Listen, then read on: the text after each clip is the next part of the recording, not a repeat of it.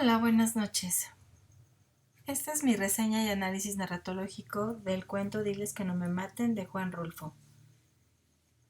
Para esta actividad elegí el cuento Diles que no me maten de Juan Rulfo, uno de los autores más importantes de la literatura mexicana.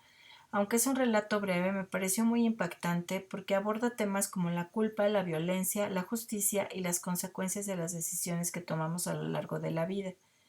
Además de ser una historia conmovedora, este cuento permite analizar diversos elementos narratológicos, como el tipo de narrador, la organización temporal de los acontecimientos y las funciones que desempeñan los personajes dentro de la historia. Juan Rulfo nació el 16 de mayo de 1917 en Sayula, Jalisco, y falleció en 1986 en la Ciudad de México. Es considerado uno de los escritores más importantes de la historia mexicana y latinoamericana. Su obra está profundamente influenciada por el México rural posterior a la Revolución Mexicana y la Guerra Cristera. Sus relatos suelen mostrar la pobreza, la violencia, el abandono y la soledad de los habitantes del campo mexicano. Entre sus obras más reconocidas destacan El Llano en Llamas y Pedro Páramo. A pesar de haber publicado pocos libros, su influencia en la literatura universal ha sido enorme. Diles que no me maten fue publicado originalmente en 1951 y posteriormente incluido en el libro El Llano en Llamas en 1953. Este cuento pertenece a la narrativa mexicana del siglo XX y se relaciona con el realismo rural característico de Juan Rulfo. La historia refleja las secuelas de los conflictos agrarios y la violencia que marcaron muchas comunidades mexicanas durante las primeras décadas del siglo pasado. La historia comienza cuando Juvencio Nava, un anciano campesino, suplica desesperadamente que no lo maten. A través de distintos recuerdos conocemos que muchos años atrás asesinó a su vecino, don Lupe Terreros, debido a una disputa por el pastoreo de sus animales. Después del crimen, Juvencio pasó décadas huyendo y viviendo con miedo para evitar ser castigado. Cuando finalmente parece haber escapado de la justicia, es capturado por soldados y llevado ante un coronel. Más adelante descubrimos que dicho coronel es hijo de don Lupe Terreros y que ha decidido vengar la muerte de su padre. Al final Juvencio es ejecutado y demostrando que las consecuencias de sus actos terminaron alcanzándolo después de muchos años. El cuento presenta principalmente un narrador en tercera persona. Se trata de un narrador heterodiegético, porque no participa directamente en la historia que relata. Sin embargo, también aparecen diálogos y fragmentos que permiten conocer los pensamientos y emociones de los personajes. La temporalidad es mixta. La narración inicia en el presente, cuando Juvencio está a punto de ser ejecutado. Posteriormente se utilizan varias retrospecciones o flashback para contar los acontecimientos ocurridos décadas atrás y explicar cómo llegó a esa situación. Estos saltos temporales ayudan a construir la tensión narrativa y permiten comprender las motivaciones de los personajes.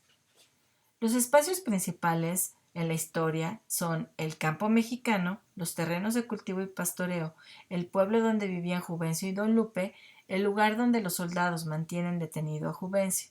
Todos estos espacios reflejan un ambiente árido, violento y marcado por las dificultades económicas. La historia es intradiegética, porque todos los acontecimientos narrados pertenecen a la misma línea argumental principal. Aunque existen recuerdos y evocaciones del pasado, estos forman parte de la historia central y ayudan a comprenderla mejor.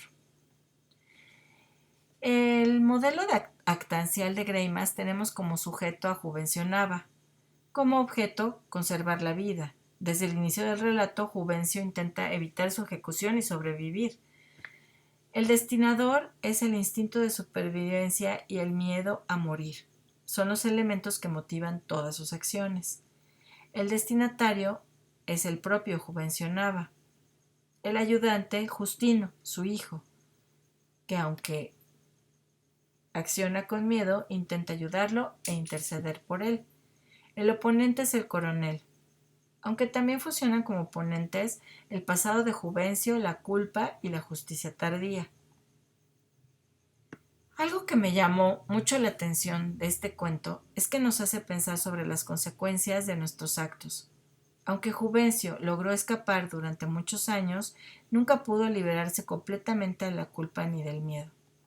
Desde una perspectiva humanista, considero que el relato invita a reflexionar sobre la violencia como un ciclo que genera más violencia. La muerte de Don Lupe provoca el sufrimiento de su familia y años después desencadena la muerte de Juvencio. Por eso pienso que el cuento no solo habla de venganza, sino también de las huellas que dejan nuestras decisiones en otras personas y en nosotros mismos a la vez. La propuesta de guión gráfico como storyboard es la que presento aquí a continuación y que estamos viendo. El recuadro 1 llevaría como título Diles que no me maten, de Juan Rulfo, y la imagen sería el libro o una foto del propio autor. En el recuadro 2, el título sería ¿Quién fue Juan Rulfo? La imagen es la fotografía del autor o una línea del tiempo muy breve. El recuadro 3 lleva como título Resumen del cuento. La imagen es de un campesino anciano y ahí podría también ser un paisaje rural mexicano. El recuadro 4, el título es Tipo de narrador y temporalidad.